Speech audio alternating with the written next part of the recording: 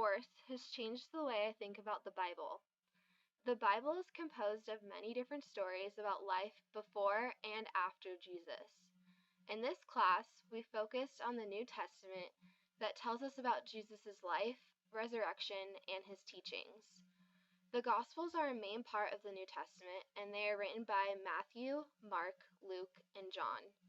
The first three Gospels, Matthew, Mark, and Luke, are known to be the Synoptic Gospels because they are very similar in context. Each Synoptic Gospel has their own vision of Jesus, such as Mark views Jesus as the suffering Son of God, Matthew views Jesus as a Jewish Messiah, and Luke sees Jesus as the Savior of the world.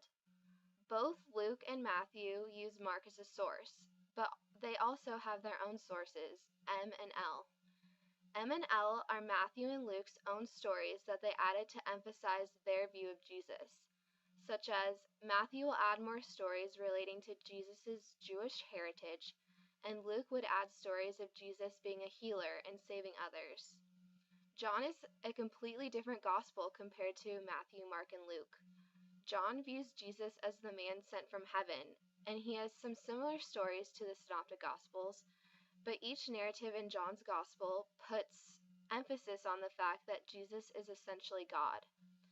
What really shocked me this semester is that we have no actual proof that the story of Jesus or the Gospels actually happened. I hope to keep learning about the Bible and the different views of Jesus in the future. Now, here is a song that will help you remember all the books of the New Testament. Matthew, Mark, Luke, and John, followed by Acts and Romans.